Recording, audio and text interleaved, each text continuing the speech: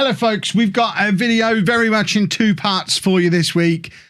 First part is going to be less fun than the second part. The second part, we've got a big pile of PO box stuff to open, so I'm going to be getting that opened up for you in the second part of the video. So if you're just here for the fun stuff, I'll timestamp it in the description below so you can just go and see me opening Christmas presents and cards and things, and it'll be lots of fun. But before that, we kind of need to have a chat about just stuff that's been going on.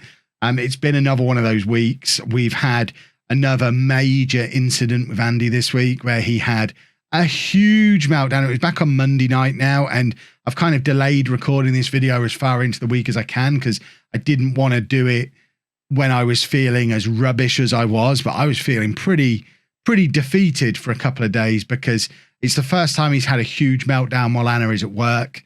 And it just seemingly came from nowhere. It was Monday night. She'd been at work all day. And the day with Andy had been okay. It was the day that Google went down, if you remember that. I know lots goes on in the world, and that was nearly a week ago now. But last Monday lunchtime, Google went down for about an hour, and which of course meant YouTube went down, which I remember tweeting out that, oh, thank goodness Andy's ignored me all these years and doesn't log in to his YouTube, because thankfully his still works, because it was a problem with the Google accounts and you could still use YouTube as long as you weren't logged in. So he was okay. And no sooner had I sent that tweet saying, thank goodness it hasn't affected him, our internet went off, just gone. It was only a short blip. I came downstairs and just had to turn the router off and on again, and it was fine. But that was long enough for Andy to see that it wasn't working on his iPad, and it just pushed him over the edge. And he was probably sat on the kitchen floor in tears for about 10-15 minutes, refusing to let me show him that it was working again. I was like there on my phone going, look, it is working now. Look, we've got Netflix back on the TV. It's working on my phone. I can use YouTube. Just let me have your iPad for a minute and I'll turn the Wi-Fi back on. He wasn't having any of it. But in the end, he kind of got himself through it. I kind of gave him as much space as I could, bearing in mind it's in the kitchen. It's not the safest place for him to be having a meltdown, but it never really progressed to the violent stage. It was more just he was very upset, and eventually did himself turn his Wi-Fi back on, and his iPad was fine, and he finished his lunch. And I thought, that's a lucky escape. I've got away with one there, but obviously that's disrupted him for the rest of the day, and he wasn't himself for the rest of the day. He was fine. He wasn't getting upset about anything else. We had no other issues until it got to 4:30, and I had to say to him, right, Andy, it's time to get dressed, get your shoes on. We're going to go and get mummy. And it was just an immediate, no, not going. And this was me calling from downstairs to upstairs like I normally do. He just yelled back, no. And I'm like, okay, this isn't good. And by the time I got upstairs, he was already naked on the bathroom floor with the door locked. So I had to do the old 2p in the lock trick that we've all done over the years to get into a locked bathroom. Certainly as parents would have done that many times. Kind of forced myself into the bathroom, because even once I unlocked the door, he was there pressed up against it. So I'm trying to slowly, but not forcefully, but move him with the door, but trying not to get him caught under the door or hurt him. But I eventually got my way into the bathroom, and he proceeded to spend the next hour or so just kicking the hell out of me, like properly kicking the hell out of me. I was covered in bruises. There was nothing I could do. It was another one of those instances where I desperately need some safe handling training. I've asked for it again. We're still waiting. But he was just couldn't cope with the world. At one point he was headbutting the sink, and I'm stood there thinking, I don't know what I can do here, because for me to stop him headbutting the sink, I'm going to have to restrain him, and I don't know how to do that safely. But at the same time, I can't let him headbutt the sink. So in the end, I kind of pulled him away and pinned him down. I'm there, like my hands on his hands. I was kind of across him, so I'm sort of sitting across his lower stomach, trying to keep his legs down with the back of my body, holding him down, arms with my hands, but he's still flailing his head around, and I don't know where to hold him. I don't know what to do. I don't want to hurt him. I'm very conscious of leaving handprints on his wrists or whatever else it might be. And he ended up breaking the toilet seat off, and he absolutely lost it for about an hour. Meanwhile, obviously we're supposed to be picking Anna up from work, so she got a text from me saying, I can't come and get you. He's having a meltdown. You need to find another way to get home. She did make it home. But even when she got here, it didn't solve the problem because she couldn't get in. She didn't have her keys with her because she knew I was picking her up, so I could just let her in when we got back again. Our front door is locked because, you know, we lock the front door when we're in the house, or when we're not in the house, we keep the door locked. Security reasons, all that kind of stuff. So I had to basically take the judgment call of, he's probably going to be banging his head against the sink while I go downstairs to let her in. So I kind of leapt off him, ran down the stairs when she knocked, got the door unlocked, ran back up again. And by the time I got back upstairs, he was sort of stood in his bedroom sobbing. And it had kind of, I think that me leaving him had been just given him 15 seconds to get out of whatever was happening. So that then left me thinking, well, should I have done that earlier? How could I when he was hurting himself? And it was just a whole thing. And it took Anna probably 2 hours to fully calm him down, taking him through his bath, putting him under his weighted blanket, playing all his favourite songs, and just generally using her nice soft mum voice and all that kind of stuff. And like I say, I just felt utterly defeated by it because I couldn't help, couldn't do anything. I was this close to phoning the police again, like we did last time. And I was thinking as I was doing it, I'm going to phone them, and if they offer to take him somewhere, how can I say no? Because I can't keep him safe here. And I genuinely felt like, and still feel a little bit like, if it happens again, I won't be able to keep him safe.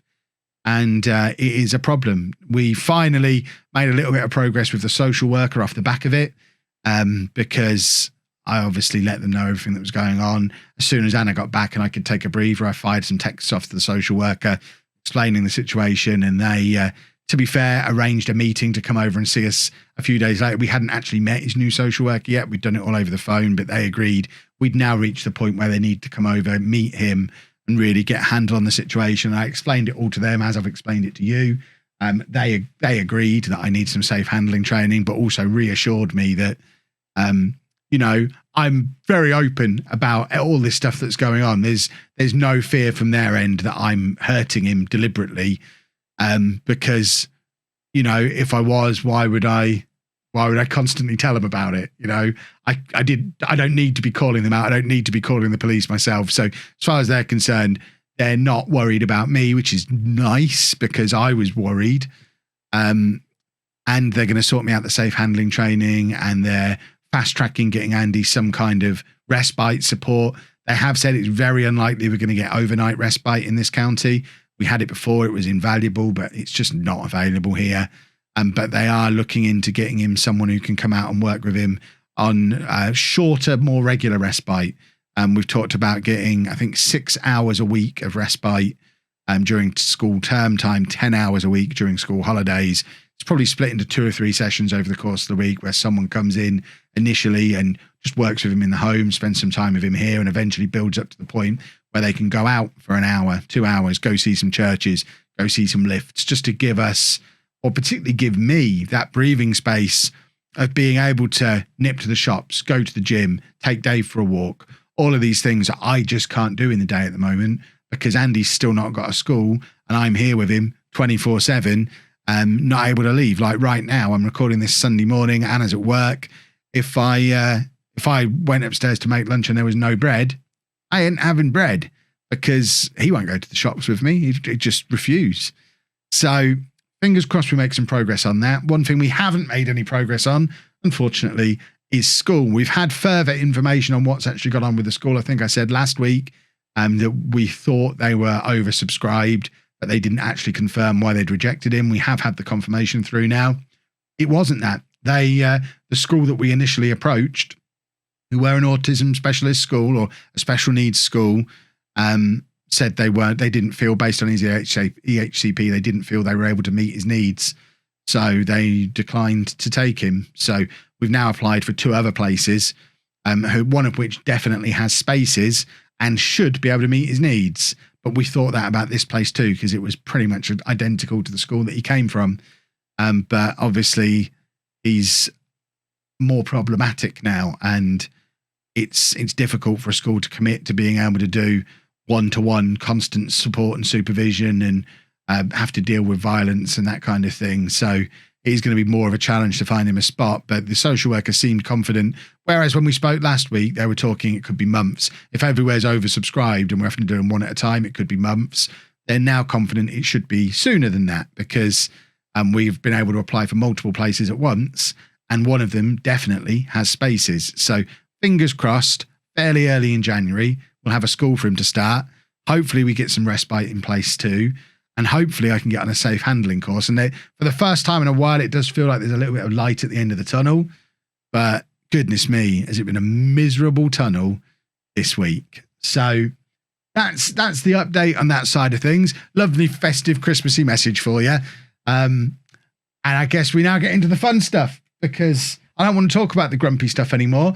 So the fun stuff is we have a big pile of stuff that has come through the PO box. Thank you to everybody who sent stuff. I'm very conscious that I'm miles away from the microphone. If you're wondering why I'm opening it on my own, watch last week's vlog. This is how we do PO box now because there was an incident. So I'll be opening it myself. If there's anything here that needs passing on to Andy or the kids or anybody else, I'll pass it on. It probably won't be as part of this video because I'm just leaving Andy to have a chill out day today. I don't want to go and disturb him. I'm just going to get this stuff opened and make sure I thank you all. But we've got cards, we've got gifts. It's all very, very nice. Thank you very much to all of you. So we've got a little Christmas card with a little dog on it. To Andy, Kevin, Anna, Amy, Lucy and Dave. Love from Alex. P.S. I've been a fan of the channel for a long time because I love your vids. I have autism. So hi, Kevin, Andy, Anna and Dave. Thank you very much, Alex. Very kind of you.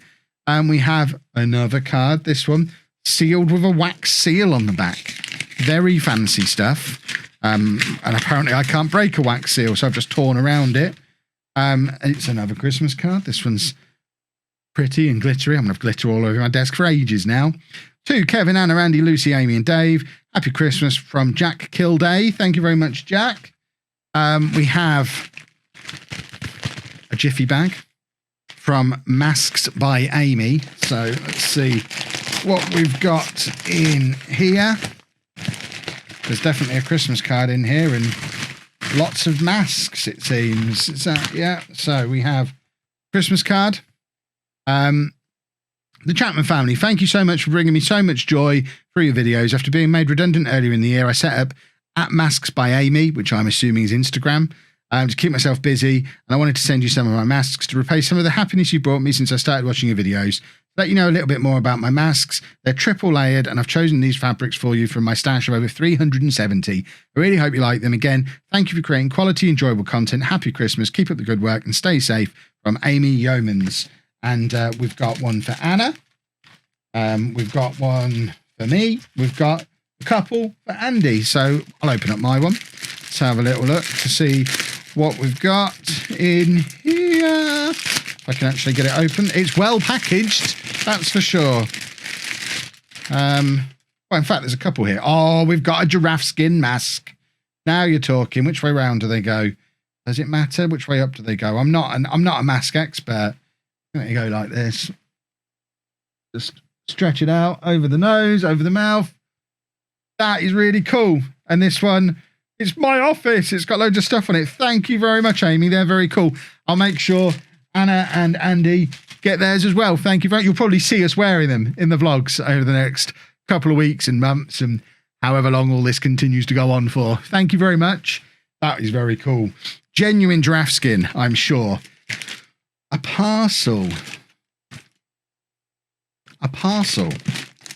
that's very well taped. I haven't got my knife. I don't know where I've put my knife. It's disappeared in the move, I think. So don't wrap stuff this well if you're sending it to us, because I'll never make it into it. Oh, blimey. Can we tear it? Brown paper's hard to tear, it seems.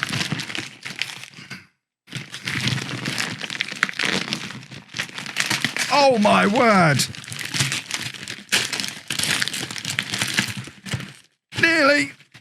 Nearly.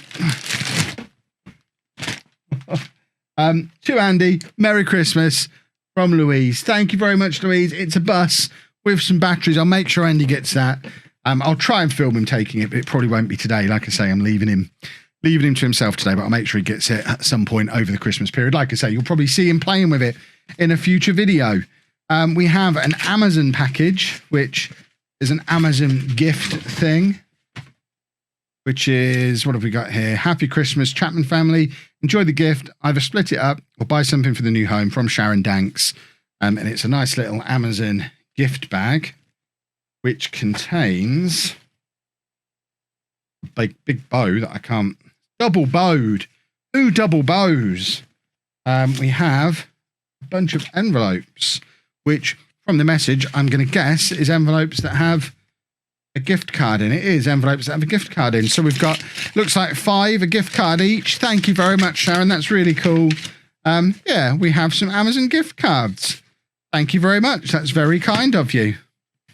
Thank you. Next card. Oh, it's sweaty work opening all these. Next card. This one looks handmade. It is homemade. It says in the back it's homemade. To the Chapman family. Merry Christmas from Amelia. Thank you very much, Amelia, who's made that card herself. Very cool. Another card.